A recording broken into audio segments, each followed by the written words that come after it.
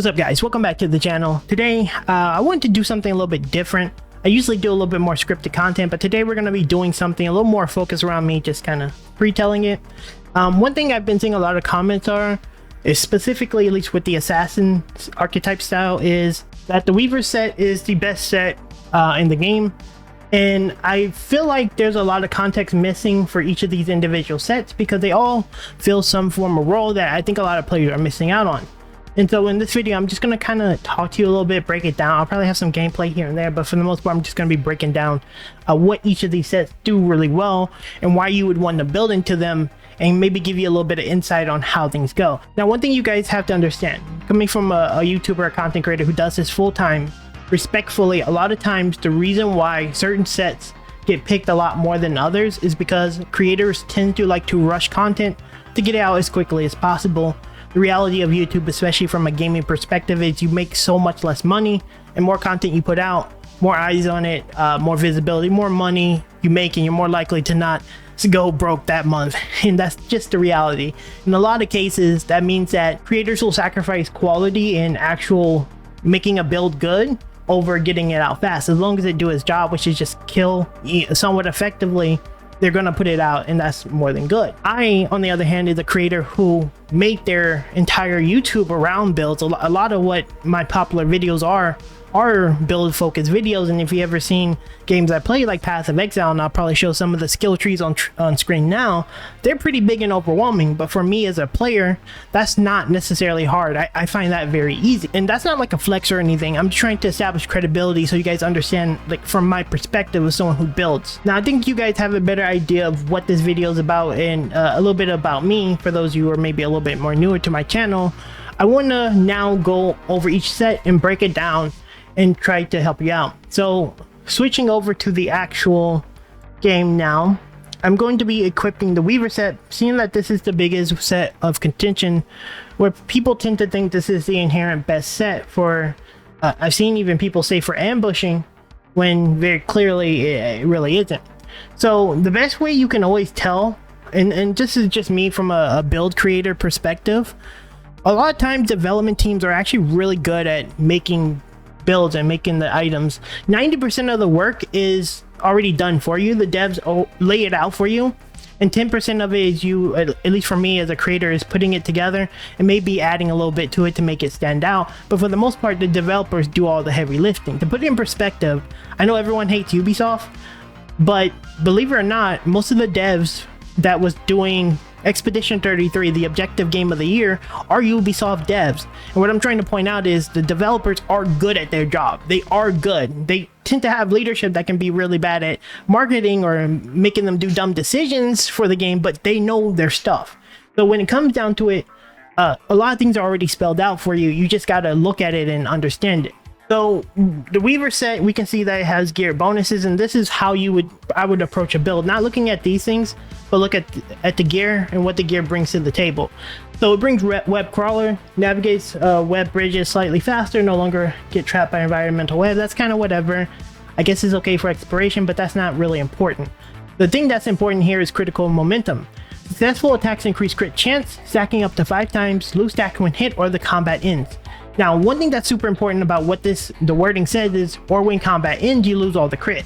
This inherently means that you can't bring that crit over to ambush. And that means this set is inherently not designed as an ambush focused set.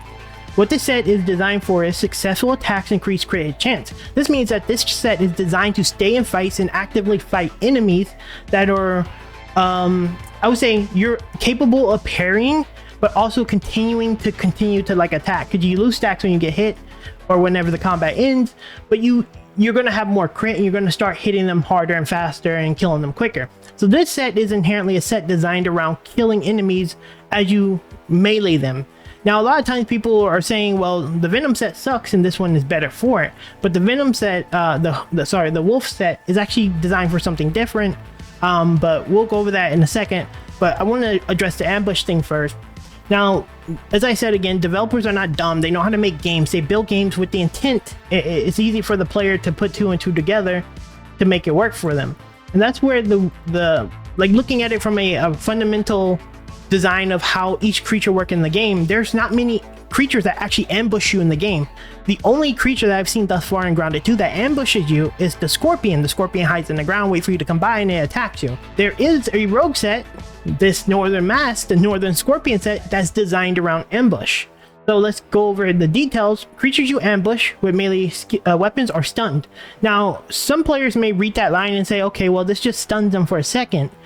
But to me, as a player who actually plays a lot of melee in a lot of games, this is a really important line because this says to me that this is perfect for a rogue. Typically, melee builds tend to have a problem where they're always constantly in danger, and because they're always constantly in danger because they're standing next to the opponent, they spend a lot of time defending themselves and actively taking damage versus someone who's ranged. They will typically have free uptime on damage and generally outperform most melee based characters simply because they're almost never in danger. A melee character is always in danger, and so that means they need to defend themselves. If you walk up to a wolf spider and you punch them as a melee character, you're going to need to parry, block, dodge, and evade because you're going to be in trouble. Versus someone who's ranged, they're probably going to get quite a few hits off before they need to dodge back, and even then they'll get 3 or 4 more hits after that by the time the spider walk up to them, and that's a pretty big offensive difference. And the reason why I'm pointing this out is because the best way to even the odds for a melee focused character is to stun them or control them in some way to stop them from punching you back. And so what this inherently means is if you can lock someone down before they can hit you back, you have plenty of time to deal damage to kill them. And so this set inherently does that. It gives you the ability to stop an enemy from being able to attack you by stunning them. If you've seen any of the footage of me making this build video, the reason why you want the Northern set is because it disables the enemy from hitting you. A lot of times you're already going to hit them hard enough to almost kill them. Instead of them turning around and fighting you back, you can just keep punching them and kill them and finish them off. The idea of a ambush build is never to engage in a fight. You don't want to fight anyone. You want to kill them before they can play the game. And that's what this set does really well. So for those of you who are like wondering why you would ever pick this set over the other one, yeah, you will probably have more crit along the course of the fight. But this, with the Weaver set, but with this set, the fight never even begins. You stun them, you hit them, they're almost dead, and you finish them off before they can even play the game. And that's the fundamental difference between this. So the Weaver set is more of a combat set. Get in the fray, start punching. This one is eliminate them before they can even play the game. Now this introduces the third set, which I think a lot of people were saying, well, this set is better than the Weaver set for combat. Well, the Weaver set was better than the Wolf Spider set for combat. I want to go over this one to try to help you guys understand why this set does, why I use this one specifically for bossing. And I tried to point that out in my last video, why I said it was good for bosses. So what this set does is you're going to give you Venomous Dash. Whenever you're doing your dash, you're going to get Venom buildup on them. You're going to put Deadly Venom, you're going to get Deadly Venom, which is going to have a chance to increase how much damage Venom does for a short duration. Now, the reason why this set is inherently better for bosses is because the way bosses fundamentally work in games in general.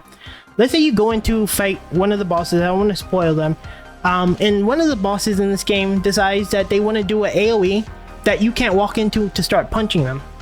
Well, if you have the Weaver set, what this means is you have no damage uptime.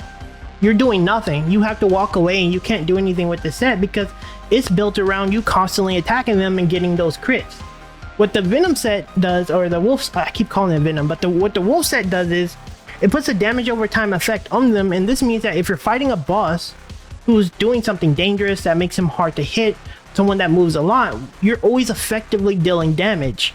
And so because of that, it's better, in my opinion, to actively fight with this set because you're not killing a boss. Typically in games, you don't kill bosses fast. You should kill them at a steady pace.